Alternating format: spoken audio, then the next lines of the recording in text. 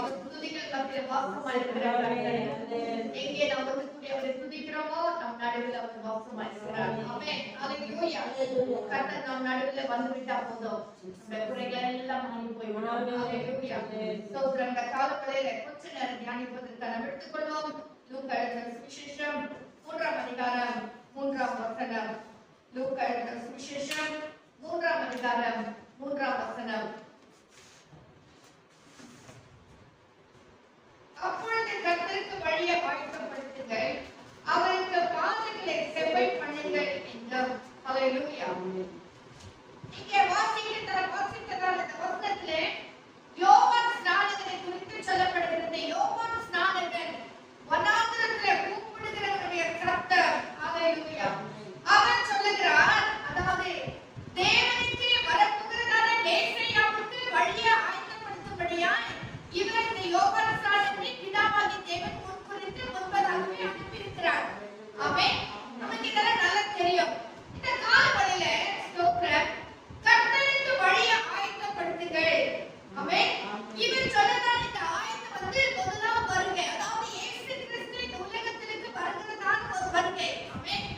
இந்த வருகையிலே இரட்சிப்பை உண்டு பண்ண முடியாது, மனுக்குலத்துக்கு மீட்பை கொடுக்கும்படியா பிதாவாகிய தேவன் தம்முடைய ஒரே பேரான குமாரனாகிய இயேசு கிறிஸ்துவை அனுப்பினார். அதற்கு முன்பதாகத்தான் இந்த யோவான் ஸ்நானகன் இங்க பிரசங்கிக்கிறதை நாம் பார்க்க முடியும். ஹalleluya.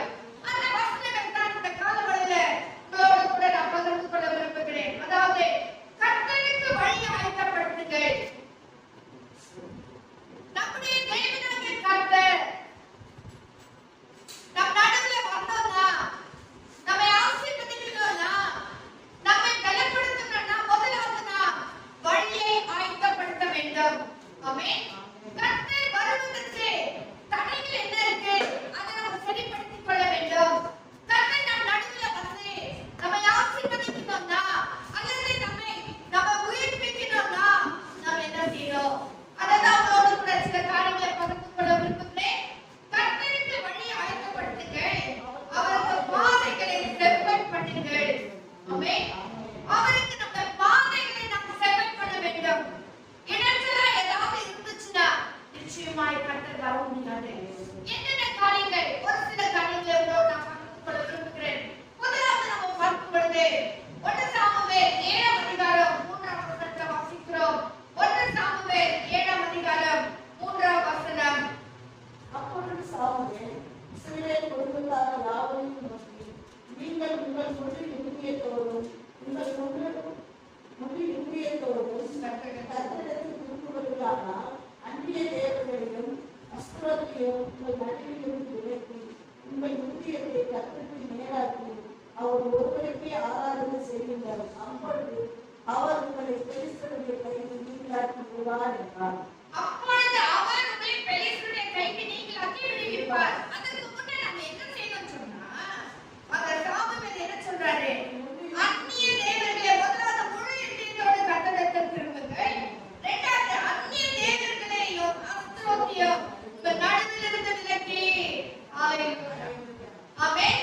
அந்நிய தேவர்களே, அல்லது இன்னொரு சொன்னா விக்கிரகங்களே, உங்கள் நடுவிலிருந்து விலக்கி போடுங்கள்.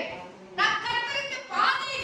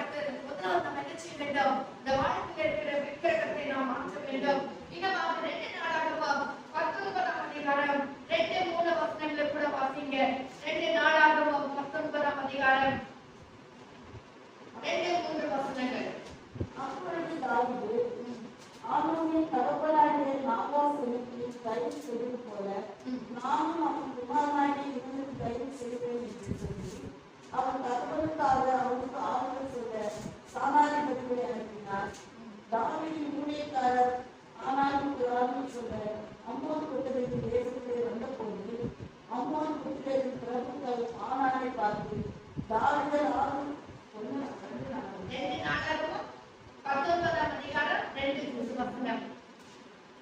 அப்பொழுது ஆதானின் குமாரனாகிய யெகூ என்னும் ஞான திருஷ்டிக்காரன் புறப்பட்டு அவனை சந்தித்து ராஜாவாகிய யோசபாத்தை நோக்கி உன்மார்க்கத்திற்கு துணை நின்று கர்த்தரை படைக்கிறவர்களை சிந்திக்கலாமா? பாத்தீங்களா? இது என்ன விக்கிரகம் பாத்தீங்களா? உன்னோட வாழ்க்கையில அன்னைய தேவர்கள் என்ன பாத்தீங்களா? என்னது? கர்த்தரை பகைக்கிறவர்களை நீ சிநேகிக்கலாமா? ஆமென். அதுதான் நம்ம வாழ்க்கையில விக்கிரகம். யார் ஒருவர் கர்த்தரை பகைக்கிறார்களோ, யார் ஒருவர் கர்த்தருக்கு விரோதமாய் கிரியை பண்ணுகிறார்களோ, அவர்களை நாம் நேசிக்க கூடாது. அவர்களுக்கு நாம் துணை நிற்க கூடாது. அவர்களுக்கு நாம் சப்போர்ட் பண்ண கூடாது. அப்படி நாம் செய்வோமானால் அதுதான் நம்ம வாழ்க்கையில விக்கிரகம். ஹalleluya. அதுதான் நம்ம வாழ்க்கையில அந்நிய தேவன். படைக்கிறவர்களை சிநேகிக்கலாமா? இது நிமித்தம் கர்த்தருடைய கடுங்கோபம் உன்மேல் வர இருக்கிறது. அப்படி இது நிமித்தம் கடும் கோபம் நம்ம மேல இருக்கிறது. எதனால? கர்த்தரை பகைக்கிறவர்களை நாம் நேசிக்க கூடாது. ஹalleluya. ஸ்தோத்திரம்.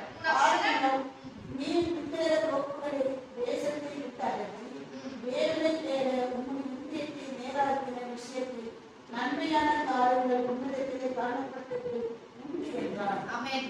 இப்ப சொல்றாரு, நீ பரவாயில்ல, இது பண்ண கூட என்ன ஒரு நன்மையான காரியம் சொன்னா, உன் இருதயத்தை சோப்பு விக்கிரகங்கள் எல்லாம் நிக்கிரகம் பண்ணி நீ கர்த்தரை தேடும்படியா ஒருமனப்பட்டல்ல, அந்த காரியத்தினால தான் நீ தப்பிச்சிருக்கிற இன்னைக்கு அப்படின்னு எல்லாரும் இருக்கோ. கர்த்தருடைய பிள்ளைகளா இருக்கிற நாம் இதுதான் நம்ம வாழ்க்கையில விக்கிரகமாய் காணப்படுகிறது. எதுக்கு முக்கியத்துவம் கொடுக்கணும்? எதை நாம் தானம் பண்ணுகிறோம், எதை நாம் அதிகமா நேசிக்கிறோம், சாப்பாட்டை ரொம்ப நேசிக்கிறோம், அதுதான் நம்ம வாழ்க்கையில விக்கிரகம். படத்தை நேசித்தா அதுதான் நம்ம வாழ்க்கையில விக்கிரகம். சிலர் எப்பவுமே பாத்தீங்கன்னா டிவி முன்னால இருக்கிறது, அதான் நம்ம வாழ்க்கையில விக்கிரகம். சிலர் எப்பவுமே போன் இருப்பாங்க, அதான் நம்ம வாழ்க்கையில விக்கிரகம். சிலர் பாத்தீங்கன்னா எப்பவுமே உலக மனுஷனோட தான் இருக்கும். எப்பவுமே எங்க போனா அவங்க தான் போகுது, எங்க வந்தாலும் அங்கதான், பேசினா அங்கதான், கொடுத்த வாங்கல அங்கதான். அதுதான் நம்ம வாழ்க்கையில விக்கிரகம். குறைந்தல வாசிக்கிறோம், அவிசுவாசிக்க விசுவாசிக்க இருக்கவே முடியாது. இசைவே கிடையாது, ஐக்கியமே கிடையாது. அந்த யுகத்துல நாம் முன்னைக்கப்படாமல் இருக்கணும். ஹalleluya. சோ முதலாவது நாம் என்ன செய்ய வேண்டும்? நம்ம வாழ்க்கையில் இருக்கிற விக்கிரகத்தை நாம் மாற்ற வேண்டும்.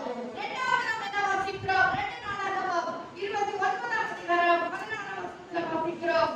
2 நாளாகமம் 29ஆம் அதிகாரம் 16ஆம் வசனம். ஏமானின் புத்திரரில் எகிலேயும் சிம்மையையும் எத்துடைய புத்திரரில் சேமாயையும் ஊசியையும் 29ஆம் அதிகாரம் 16ஆம் வசனம்.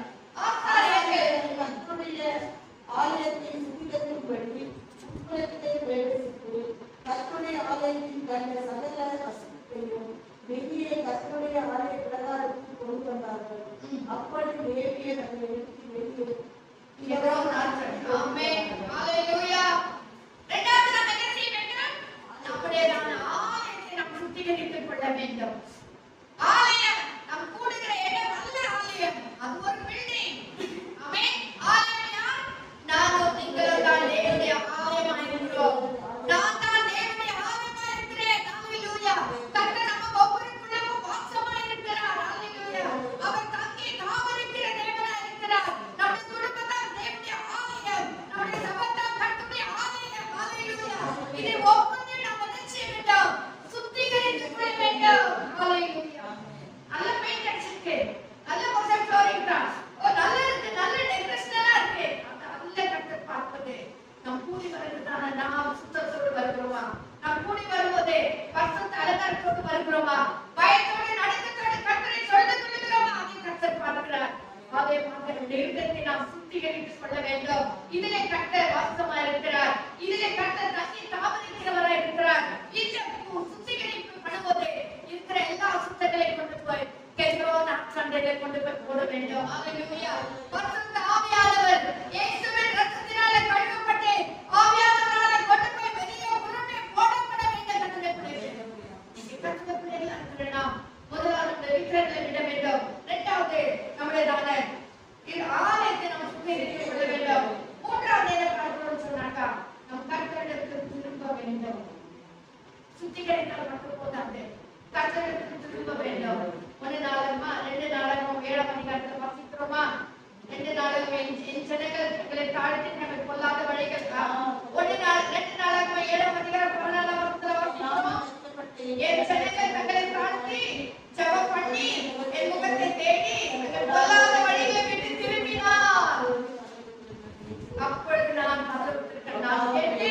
அவள் பாவத்தை மன்னித்து அவள் தேசத்துக்கு சேவத்தை கொடுத்தேன். நாம் கர்த்தரிடத்தில் திரும்ப வேண்டும். பாவத்தை அறிக்கைக்கு கர்த்தரை தேட வேண்டும். கர்த்தரிடத்தில் திரும்ப வேண்டும். ஹல்லேலூயா. கர்த்தரிடத்தில் வர வேண்டும். கர்த்தரிடத்தில் நெருங்கி வந்து சேர்ந்து கொள்ள வேண்டும். கர்த்தருடைய பிள்ளைகளே, பாவத்தை தான் விட்டுட்டேன். நிறைய இன்னைக்கு துன்மார்க்கர் இல்ல, சன்மார்க்கர் இருக்காங்க. ஆமென். துன்மார்க்கர் வந்து பாவத்தோடு இருக்கிறவன் துன்மார்க்கன். சன்மார்க்கன் எப்படின்னா, நான் எந்த கொலை செய்யல, நான் எந்த பாவத்தையும் செய்யல, ஆனா சமயப்பேன், ஆனா கர்த்தரை இல்ல, ரட்சிப்பு இல்ல, அவர்கள் சன்மார்க்கர். சபைக்கு வர மாட்டாங்க, கர்த்தரை தேட மாட்டாங்க, ஆனா பாவம் செய்ய மாட்டாங்க, அவர்கள் சன்மார்க்கர். நீ அப்படி இருக்கக்கூடாது. நீ பாவம் செய்யா நல்லது, நீ பயபக்தியா இருக்கிறியா நல்லது, சமுதாயத்துல ஒரு நல்ல மனுஷனா வாழ்ந்துக்கிறியா நல்லது. அதே நேரத்துல நீ கர்த்தரை தேட வேண்டும். ஜீவனுள்ள தேவனாகிய கர்த்தரை நீ அண்டிக் கொள்ள வேண்டும். நான் சன்மார்க்கமா இருக்கிறேன், நான் எந்த தப்பும் செய்யல வேண்டாம். ஒரு நாள் ஒரு பெரிய பயத்துல ஒரு பெரிய ஆபத்துல போய் சிக்கிக் கொள்வாய். ஆனால் கர்த்தரை பிள்ளைகளே, நாம் சன்மார்க்கமா இருக்க போதாது, நம் கர்த்தரை தேடுகிற பிள்ளைகளா இருக்க வேண்டும். கர்த்தரிடத்துல திரும்புகிற பிள்ளைகளா இருக்க வேண்டும். ஹல்லேலூயா. என்னிடத்துல திரும்புகிற என்று சொல்லுகிறார் போதர். அதாவது லூக்கா 1ஆம் அதிகாரம் 17ஆம் வசனத்துல வாசிக்கிறோம். லூக்கா 1ஆம் அதிகாரம் 17ஆம் வசனம். லூக்கா 1ஆம் அதிகாரம் 17ஆம் வசனம். பிதாக்களுடைய இருதயத்தை பிள்ளைகளிடத்திற்கும் கீழ்ப்படியாதவர்களை நீதிமன்றம் ஞானத்திற்கும் திருப்பி உன்னதமான ஜனத்தை கர்த்தருக்கு ஆயத்தப்படுத்தும்படியாக அவன் எலியாவின் ஆவியும் பலமும் உடையவனாய் அவர் முன்னே நடப்பான். ஹல்லேலூயா. கர்த்தருடைய பிள்ளைகளே, நம்மை ஆண்டவர் திருப்புகிறார். பிதாக்களுடைய இருதயத்தை பிள்ளைகளிடத்துல, அதாவது கீழ்ப்படியாதவர்களுடைய இருதயத்தை கர்த்தர் பக்கமாய் திருப்புகிறார். திருப்புகிற தேவனிடத்திலே நாம் திரும்ப வேண்டும். நம்மை ரட்சிக்கிற தேவனிடத்திலே நாம் வந்து சேர வேண்டும். ஹல்லேலூயா. நான் என்ன ரைட் சொல்றேன், நான் இஷ்டத்துக்கு இருந்தால் அது நல்லது இல்ல. நம் கர்த்தரிடத்திலே திரும்பப்பட வேண்டும். ஹல்லேலூயா. இன்னொரு வசனத்துல வாசிங்க. 2 தீமோத்தேயு 2ஆம் அதிகாரம் 21ஆம் வசனம். 2 தீமோத்தேயு 2ஆம் அதிகாரம் 21ஆம் வசனம். ஹல்லேலூயா. 2 தீமோத்தேயு ஒருவன் இவைகளுக்கு நன்மை குறிப்பிட்டுக் கொண்டால் அவன் பரிசுத்தமாக்கப்பட்டதும் எஜமானுக்கு உபயோகமானதும் எந்த நன்மைக்கும் ஆயத்தமாக்கப்பட்டதுமான கனத்துக்குரிய பாத்திரராய் இருப்பார். ஆமென். என்ன இன்னொரு பாயிண்ட் நம்ம என்ன பார்க்கணும்னா, தன்னை சுத்திகரித்துக் கொண்டார். ஆமென். A personal sanctification, a personal preparation.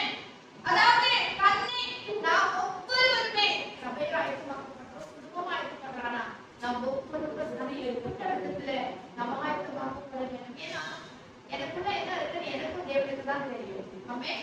மற்றவங்களுக்கு தெரியாது. நான் ஒருவருக்கு நினைச்ச பிரபலம் பண்ணிருக்கலாம், ஆனா எனக்குள்ள என்ன இருக்கு, எனக்கும் அவனுக்கு என்ன தொடர்பு இருக்கு, நான் எப்படி நான் வாழ்ந்துக்கிறேன், எனக்கும் அவனுக்கு மட்டும்தான் தெரியும். அப்போ ஆனசமத்துல நான் வழி ஆயத்தம் பண்ணணும், கர்த்தருடைய நன்மைகளை நான் பெற்றுக்கொள்ளணும்னா தனிப்பட்ட விதத்துல நான் ஆயத்தமாக்கப்பட வேண்டும்.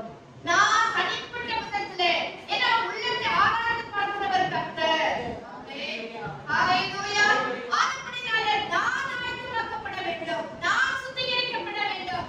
என்னையே நான் தேவ சமூகத்தில் ஆயத்தப்படுத்தினாதான் நான் தேவ சமூகத்தில் ஆயத்தமாக்கப்பட முடியும். ஹல்லேலூயா.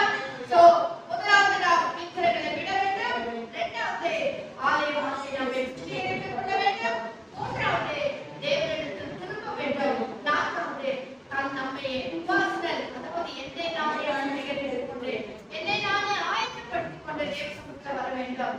இப்படி நாம் வரும் பொழுது, இப்படி நாம் தேவனுக்கு விரோதமான காரியங்களை விட்டு கர்த்தர் பக்கமாய் திரும்பப்படுகிற பொழுது என்ன நடக்கிறது?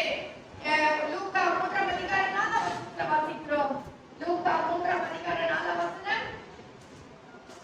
பள்ளங்கள் எல்லாம் நிரப்பப்படும். ஆமென். வாசிங்க. 3ஆம் அதிகாரம் 3ஆம் வசனத்துல வாசிங்க.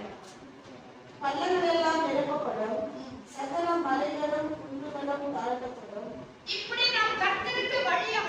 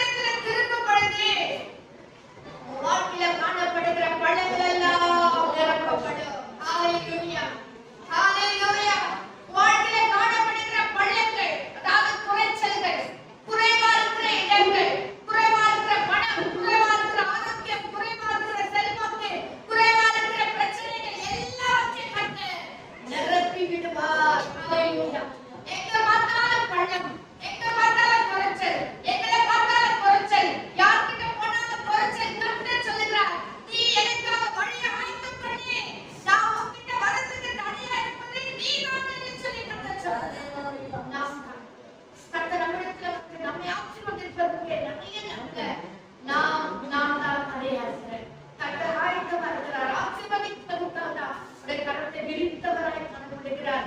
ஆனா நம்ம தான் தடையா இருக்கிறோம், நம்ம தான் இடைஞ்சலா இருக்கிறோம், நம்முடைய குடும்பம் தான் இடைஞ்சலா இருக்கு, நம்முடைய தனிப்பட்ட வாழ்க்கை தான் இடைஞ்சலா காணப்படுகிறது. ஏசாயா 59ஆம் அதிகாரத்துல வாசிக்கிறோம், உங்கள் பாவங்களே உங்களுக்கு உங்கள் தேவனுக்கு நடுவாக பிரிவினை உண்டாக்குகிறது. நம்ம தான் காரணம். அடுத்து ஆண்டவர் சொல்றாரு, வழியை ஆயத்தம் பண்ணுங்க. கர்த்தர் வர ஆயத்தமா இருக்கிறார், கர்த்தர் வர ரெடியா இருக்கார், கர்த்தர் உன் குடும்பத்துல வர ஆயத்தமா இருக்கிறார், கர்த்தர் உன் குடும்பத்துல இருந்த பணங்கள் எல்லாம் மேலாக மாற்ற வல்லவராய் இருக்கிறார். அவர் நேற்று வீட்டுல வேண்டாம் மாறாதவராய் இருக்கிறார். அவர் சொல்லியும் செய்யாதிருப்பாரோ? அவர் போய் சொல்ல தேவன் அல்ல, அவர் மனமாற மனப்புத்திரனும் அல்ல, அவர் செய்ய சொன்னதை அவர் செய்வார். ஆமென், ஹalleluya. உன் வாழ்க்கையை கர்த்தர் ஒரு வாக்குத்தத்தத்தை கொடுத்தார், அதை நிறைவேற்ற அவர் வல்லவராய் இருக்கிறார். ஒரு நாள் அவர் செய்ய நினைத்தது தடைப்படாது, ஒரு நாள் தடைப்படாது. ஆனால் என் வாழ்க்கையில நமக்கு மாற்றிய தடையா இருப்பது நம்ம தான். இன்னும் கூட இருக்கிறது, இன்னும் கூட கஷ்டத்தோட மனக்காரர்கள், இன்னும் கூட தேவையை கவனப்படல, இன்னும் கூட கருத்துக்கு கஷ்டமாய் வாழல, இன்னும் கூட நம்மை ஆயத்தப்படுத்திக் கொள்ளல. ஏன் வாழ்க்கை கொண்டிருக்கிறோம்? ஹalleluya. கடந்த வார ஞாயிற்றுக்கிழமை செய்தி கேட்ட பிறகு ஒரு சிலர் சொல்லிட்டு இருந்தாங்க, அப்படி பார்த்தா இன்னைக்கு நான் சரியில்லை, மற்றவங்க சரியில்லைன்னு சொல்றாங்க. நான் சரியில்லை. முதலாவது நான் சரிப்பட வேண்டும், முதலாவது நான் சரிப்பட வேண்டும். அப்பதான் கர்த்தர் நம்ம வாழ்க்கையில பெரிய காரியங்களை செய்வார். ஹalleluya. என்ன சொல்றாரு? எல்லாம் நிரப்பப்பட்டு உயர்த்தப்படும். பள்ளமெல்லாம் நிரப்பப்பட்டு ஹalleluya. அதெல்லாம் வாசிக்கிறோம். பள்ளமெல்லாம் நிரப்பப்படும், சகல மலைகளும், வாழ்க்கையில காணப்படுகிற மலைகள், குன்றுகள், மலை பெரிய பிரச்சனை, குன்றுகள் சின்ன சின்ன பிரச்சனை, அவைகள் எல்லாம் காணப்படும், அவைகள் எல்லாம் ஒன்றுமில்லாமல் போய்விடும். நீங்க வாழ்க்கையில பிரச்சனை தான் பெருசா தலைவிரிச்சு ஆடிட்டு இருக்கு, உன் வாழ்க்கையில வியாதி தான் தலைவிரிச்சு ஆடிட்டு இருக்கு, உன் வாழ்க்கையில உன் குடும்பத்துல பண பிரச்சனை தான் தலைவிரிச்சு ஆடிக்கொண்டிருக்கிறது. ஆவியானவர் சொல்லுகிறேன், எனக்கு வழி ஆயத்தப்படுத்துங்க, நான் வரேன், நான் வந்து செயல்படுறேன், நான் உங்க நடுவுல வரேன். அதுக்கு நீங்க ஆயத்தப்படுத்தினா மட்டும் போதும். நான் வந்து உங்கள் வாழ்க்கையில எழுப்புகிற எல்லா மலைகளையும் குன்றுகளையும் தாழ்த்தி போடுவேன். கர்த்தர் சீஷர்கள் நடு கடலிலே பயந்து திகைத்து கொண்டு நாங்கள் மடிந்து போகிறோமே என்று சொன்னாங்க. ஏன்னா விசுவாசம் இல்லாம போயிடுச்சு. அவங்களுக்கு கொஞ்சம் ஆண்டு சொன்ன உடனே அவர்கள் யாரோன்னு சொல்லி நினைச்சாங்க. ஆனா கர்த்தர் பார்த்தாங்க அந்த இடத்துல, ஏன் அவங்களுக்கு விசுவாசம் இல்லாம போச்சுன்னு சொன்ன பிறகுதான் அவர் சொல்ல நம்பிக்கை வந்தோ, இவர் யாரோ காற்றின் கடலை அகற்றாரே, அப்பதான் அவங்களுக்கு விசுவாசம் ஆச்சு. இங்க நம்ம வாழ்க்கையில விசுவாசம் குறையிறதுனால கூட நிறைய பிரச்சனைகள் எழுதி கொண்டிருக்கிறது, நிறைய மாலைகள், நிறைய குன்றுகள், நிறைய போராட்டங்கள், நிறைய வெளிவினைகள் எழுப்பி நம்மை தாக்கிக் கொண்டிருக்கிறது.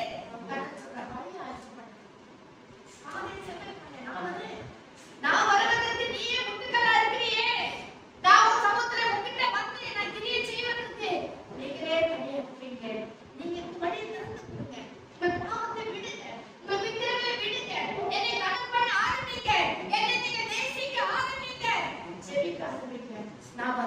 நான் வந்து படங்களெல்லாம் நிரப்பி, குன்றுகளை மலைகளெல்லாம் தாழ்த்தி என்ன செய்வேன்? ஓடலாதவைகளை செவ்வையாக்குவேன். ஹalleluya. அப்படியே முதலாம் நேரம் நடக்க முடியல.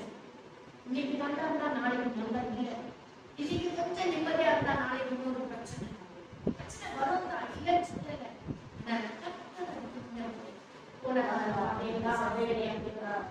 போன நாட்களெல்லாம் போனதான வழிகளெல்லாம் சரிப்படுத்திருப்பார், போனதா இருக்கிற முடியாத இருக்கிற பண பிரச்சனையெல்லாம் சரிப்படுத்திருப்பார்.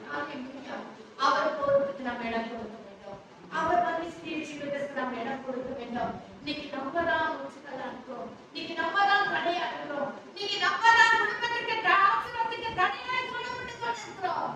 அப்படி நான் சொல்லுங்க, உங்களை சுத்தி கொடுங்க, என் குடும்பம் திருடுங்க, நான் உங்க குடும்பத்துல வரேன், நான் உங்க சமயத்துல வரேன், நான் உங்க தனிப்பட்ட வாழ்க்கையில வரேன், நான் உங்க அற்புதத்தை செய்யறேன். அப்புறம் என்ன சொல்றாரு?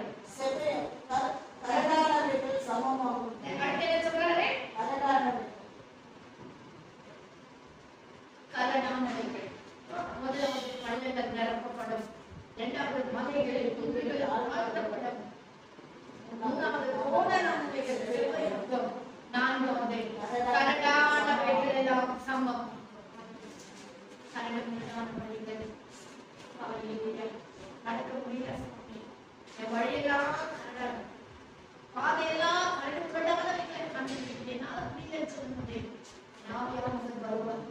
அவர் மட்டும் உங்களை சுமந்து கொண்டிருக்கிறார். கடலெல்லாம் செவ்வையாக்குவார். அது மிக சாப்பிட்டான நல்ல ஒரு வழியாக மாற்றி விடுவார். அதுக்கு நாம் என்ன சொல்ல வேண்டும்? ஹல்லேலூயா, ஹல்லேலூயா. இதே வசனத்தை நாம் எங்க வாசிக்கிறோம்னா ஏசாயாவின் புத்தகம் 40ஆம் அதிகாரம் 3ஆம் வசனத்தை வாசிக்கிறோம். வாசிங்க. இது ஒரு தீர்க்கதரிசன வசனம். ஏசாயாவின் மூலமாக சொல்லப்பட்டதான ஒரு தீர்க்கதரிசனம். கர்த்தருடைய வழியை ஆயத்தப்படுத்துவார். அவாந்தர வெளியிலே நம்முடைய தேவனின் பாதத்தில் சென்று பண்ணுங்கள் என்றும், பள்ளமெல்லாம் உயர்த்தப்பட்டு சகல மலையும் குன்றும் தாழ்த்தப்பட்டு கோணலாலும் செவ்வையாகி கரடு முரடான சமமாக்கப்படும் என்றும், கர்த்தரின் மகிமை வெளியிறக்கமாகும். மாம்சமான யாவும் அது ஏகமாய் காணும். கர்த்தரின் வாக்கு அது உடைத்தது என்றும் வனாந்தரத்திலே கூப்பிடுகிற சத்தம் உண்டாயிற்று. ஆமென். வேதவசனத்திலே தாசி சொல்லப்பட்டது. வசனம் மேலுமாக வசனத்தை ஏசாயா 40ஆம் அதிகாரம் 3ஆம் வசனம். கர்த்தருக்கு வழி ஆயத்தப்படுத்துங்கள். கர்த்தருக்கு வழி ஆயத்தப்படுத்துங்கள். வாசல்களிலே நம்முடைய தேவனுக்கு பாதை செவை பண்ணுங்கள். பள்ளமெல்லாம் உயர்த்தப்பட்டு சகல மலையும் குன்றும் தாழ்த்தப்பட்டு கோணலான செவ்வையாகி கரடு முரடான சமமாக்கப்படும் என்றும். ஆமென். எல்லாம் சமமாக்கப்படும் என்று கர்த்தரின் மகிமை வெளியிறக்கமாகும். எப்போ கரடு முரடானவைகள் பள்ளங்களெல்லாம் நிரப்பப்பட்டு கரடு முரடானவைகள் சமமாகி பள்ளங்களெல்லாம் உயர்த்தப்படுகிறதா கர்த்தருக்குள்ளே கர்த்தரின் மகிமை வெளியிறக்கமாகும். ஹல்லேலூயா. கர்த்தருடைய மகிமை நம்முடைய குடும்பத்திலே நம்முடைய தனிப்பட்ட நம்முடைய வாழ்க்கையிலே கர்த்தருடைய மகிமை வெளியிறக்கமாகும். ஹல்லேலூயா. வாசமான யாவும் அதற்கு ஏகமாய் காணும். நம்மோடு கூட இருக்கிறவர்கள் நம்ம சுற்றுவட்டாரத்தில் நம்முடைய குடும்பத்தில் உள்ளவர்கள் நம்ம ஏகமாய் பார்க்க எப்படின்னு எப்படி அனுப்பிட்டாங்க. ஹல்லேலூயா. ஒண்ணு இல்லாதவங்க இன்னைக்கு இவ்வளவு ஆசீர்வாதமா இருக்கிறாங்களே. ஹல்லேலூயா. ஒண்ணு இல்லாதவங்க இவ்வளவு செல்வாக்காய் வாழ்கிறார்களே. இப்படி வியாதி படுத்து இருக்கிறவங்க இன்னைக்கு ஆரோக்கியமா இருக்கிறார்களே. ஏகமாய் ஜனங்கள் நம்மை பார்ப்பார்கள். ஹல்லேலூயா. ஏன்னா நம் கர்த்தருக்கு வழியை ஆயத்தப்படுத்தும் பொழுது ஹல்லேலூயா கர்த்தரின் வாக்கிலே உரைகிறது என்றும். இப்ப பார்த்தோம்னா என்ன சொல்வாங்க? இதுக்குள்ளால வந்தது இல்ல. கர்த்தர் இவங்க வணங்குற ஆண்டவர், இவங்க செபிக்கிற கர்த்தர். ஹல்லேலூயா. இவங்க சேவிக்கிறதான தேவன். சர்ச்சுக்கு ஓடுறாங்களே அந்த தேவன் தான் இவங்களை ஆசீர்வதித்திருக்கிறார். ஹல்லேலூயா. ஓ ஸ்தோத்திரம். என்ன பிரச்சனை வந்தாலும் என்ன போராட்டம் வந்தாலும் இந்த குடும்பத்துல ஒரு ஜெபம் நடக்கிறது. இந்த வாழ்க்கையில குடும்பத்துல ஜெபம் நடக்கிறது. அந்த ஆண்டவர் பிள்ளைகளை ஆசீர்வதித்திருக்கிறார். அந்த ஆண்டவர் பிள்ளைகளை உயர்த்தி இருக்கிறார் என்று சொல்லி கர்த்தரின் வாக்கினை செய்கிறது என்று சொல்லி புறஜாதி மக்கள் அறிந்து கொள்வார்கள். ஹல்லேலூயா. இவ்வளோ காரியம் நடக்கிறதா தடையா இருக்கிறது நம்ம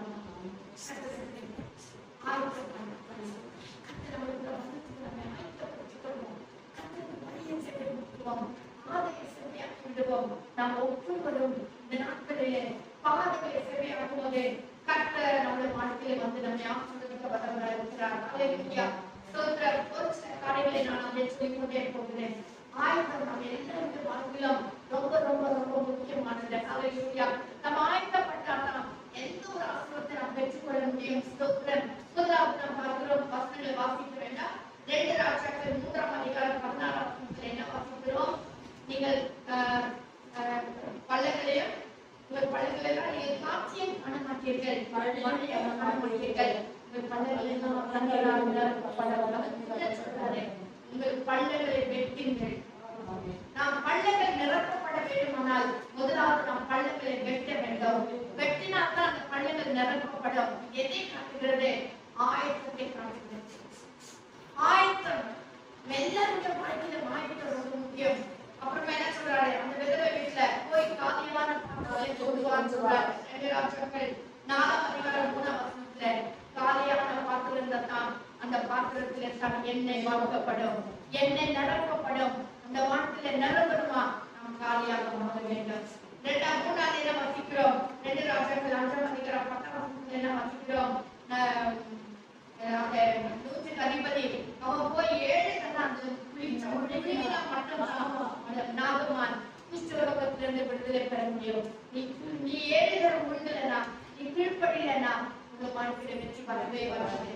சோ நீ ஆயத்தமாங்க, நீ ஆயத்தப்பட்டு நீ எழுதுற முழுக வேண்டும். ஹalleluya.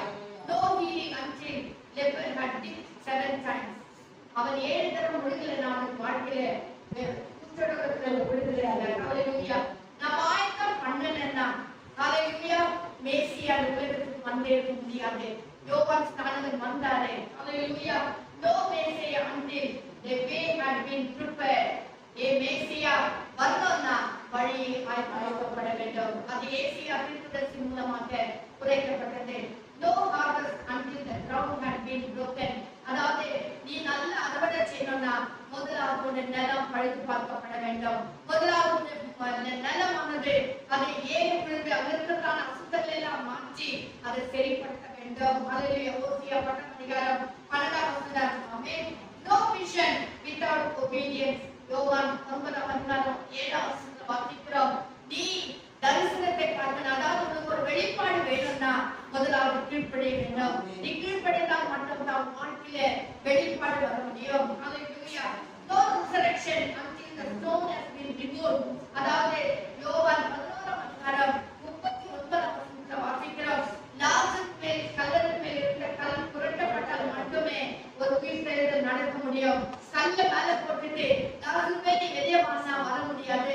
ஒரு ஆயத்தம் அங்க கூட என்ன ஆயத்தம்? கல் புரட்டப்பட வேண்டும். அவிசுவாசமாக கல் புரட்டி போடப்பட்டால் மட்டுமே அந்த இடத்துல ஒரு உயிர்த்தெழுதல் நடக்கும். ஹalleluya.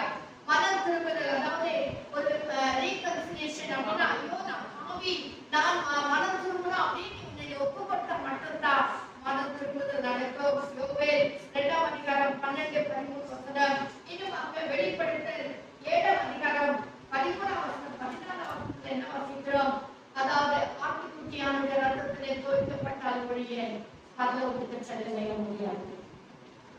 ஆயத்தம் எத்தனை ஆயத்தத்தை பார்க்க மாட்டீங்களா? ஆயத்தம் நம்ம வாழ்க்கையில ரொம்ப ரொம்ப ரொம்ப முக்கியம்.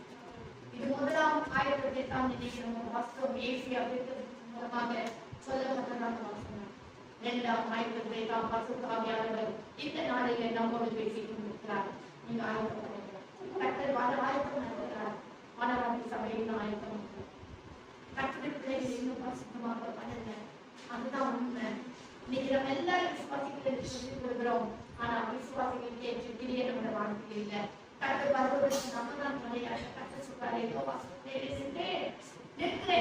அவரே உள்ள வருவார் தெரியாது. ஆனா திடீரென்று ஒரு நாளில வருவார்.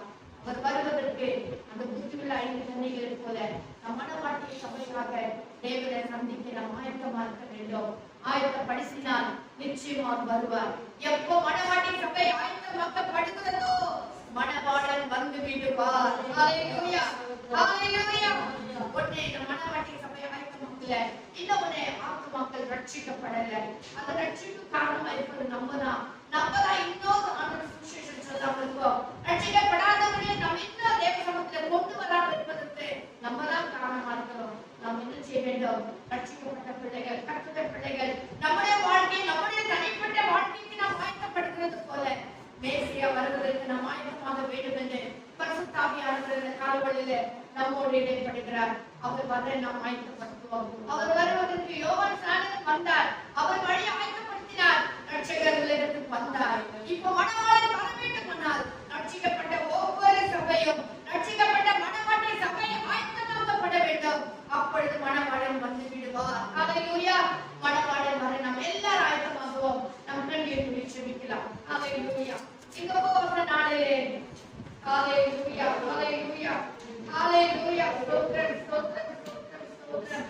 preparation precedes blessing என்று சொல்லி பார்க்கிறோம். ஆயத்தம் எப்ப நம்ம வாழ்க்கையில் ஆயத்தம் இருக்கிறதோ நமக்கு கர்த்தருடைய ஆசீர்வாதங்கள் வரும். ஹalleluya, ஹalleluya, ஹalleluya. எப்ப நம்ம ஆயத்தமாக்கப்படுகிறோமோ அங்கதான் ஆசீர்வாதம், அங்கதான் நன்மைகள் வரும். ஆயத்தம் இல்லாம இருந்தா இந்த வாழ்க்கையில, தனிப்பட்ட குடும்பத்துல, தனிப்பட்ட வாழ்க்கையில, சபையில எந்த ஆசீர்வாதங்களும் வராது. நமக்கு ஒரு ஆயத்தம் வேணும். ஆயத்தம் என்னன்னா முதலாவது நாம் கீழ்ப்படிய வேண்டும். கர்த்தருடைய வார்த்தைக்கு நாம் கீழ்ப்படிய வேண்டும். நான் நல்லாதான் இருக்கிறேன் அப்படின்னா முடியவே முடியாது. கர்த்தர் சொல்லுகிறார், ஓ ஸ்தோத்திரம்.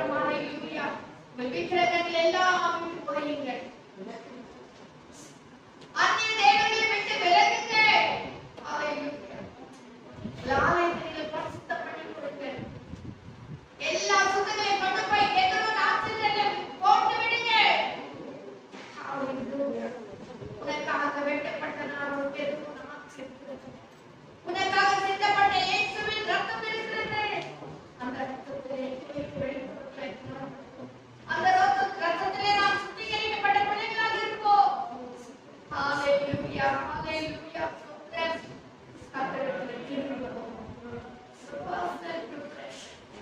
நானும் என் தேவனை மட்டும் என் தேவனோடு நான் எப்படி இருக்கிறேன், என் தேவனோடு என் ஐக்கியம் எப்படிப்பட்டதா இருக்கு. அவர் சொல்லுகிறார், எங்களுடைய ஐக்கியம் தாவோடு வளருமா நான் பொறுப்பு இருக்கிறது. நம்முடைய ஐக்கியம் யாரோடு இருக்கிறது? நம்முடையதான உறவாடல் யாரோடு இருக்கிறது? எங்கு அதிகமான நேரத்தை செலவு பண்ணி கொண்டிருக்கிறோம்? நம்முடைய சம்பவம் எப்படிப்பட்டதா? நம்முடைய வேத வாக்கியம் எப்படிப்பட்டதா இருக்கு? விளைவில் இருக்குதா? சோர்வு இருக்குதா? பிரச்சனைகள் உண்டு. ஆனால் எதுக்கு நம்ம கவனத்தை செலுத்திக் கொண்டிருக்கிறோம்? எதுக்கு நம்ம முக்கியத்துவத்தை கொடுத்துக் கொண்டிருக்கிறோம்? நாம் திரும்புவோமா? தேவன் பக்கமாக திரும்புவோமா? கட்டப்பட்ட கட்சிகளை திரும்புவோமா? உங்க பிரசனத்தில் திரும்புவோமா? திரும்பினால் பள்ளிகளெல்லாம் உயர்த்தப்படும், பள்ளிகளெல்லாம் நிரப்பப்படும், பள்ளிகளெல்லாம் நிரப்பப்படும். உங்க வாழ்க்கையில் எது பள்ளமா இருக்கு, தாழ்வா இருக்குன்னு நினைக்கிறார், எல்லாம் உயர்த்தப்படும், நிரப்பப்படும். சகல மலைகளும் பூசைகளும் தாழ்த்தப்படும், தாழ்த்தப்படும். உனக்கு விரோதம் எழுப்புகிற எந்த ஆயுதமும் வாய்க்காமல் போகணும். அதுதான் வாழ்க்கையில மலைப்போல் இருக்கா? மனுஷனுடைய பேச்சுதான் வாழ்க்கையில மலைப்போல் இருக்கா? அது தாழ்த்தப்படும் என்று சொல்லி கர்த்தர் சொல்லுகிறார். ஹalleluya. போனதானவையெல்லாம் சமமாக்கப்படும், போனதானவையெல்லாம் சமமாக்கப்படும். என் தேவன் வருவார், அவர் கடந்து வருவார். நம் ஆத்மாவாக இருக்கும் பொழுது கர்த்தர் வருவார். நாளைக்குள்ள வருவார், உன் வீட்டுக்குள்ள வருவார், உங்க வாழ்க்கையில வருவார், உன் பண பிரச்சனையில வருவார். ஓ ஸ்தோத்திரம். இக்கட்டான சூழ்நிலை நடுவில் அவர் வருவார். ஹalleluya ஹalleluya. என்னை நோக்கி கூப்பிடு என்று சொல்லுகிறார். உன்னை ஆயத்தப்படுத்திக் கொண்டு கர்த்தரை நோக்கி கூப்பிடும் பொழுது கர்த்தர் வருகிற தேவனாக இருக்கிறார். அவர் வந்து உன்னை ஆசீர்வதிக்கிற தேவனாக இருக்கிறார். ஹalleluya ஹalleluya. ஸ்தோத்திரம். இன்னும் பலமா இருக்கு, இன்னும் பிரச்சனையா இருக்கு, இன்னும் வேதனையா இருக்கு, இன்னும் துக்கமா இருக்குன்னு சொல்லி அதையே புதுப்பிக் கொண்டு இருக்கிறாய். நீ தேவனுக்கு முன்பதாக ஆயத்தப்படுத்து, நீ தேவனுக்கு முன்பதாக நீ ஆயத்தப்படு. அவர் வர ஆயத்தமா இருக்கிறார். விட வேண்டிய காரியங்களை விட்டு விடுவோம், நிரந்தரமாய் விட்டு விடுவோம். தேவ சமூகத்தில் நாம் அர்ப்பணிக்கலாமா? அர்ப்பணிக்கலாமா? கடவுளை கருத்தில் ஈடுபடுத்தலாமா? அவர் நம் நடுவில் வந்து நம்மை ஆசீர்வதிக்க வல்லவராக இருக்கிறார். ஹalleluya. அர்ப்பணிக்கலாம். அதனால நன்றி ராஜா.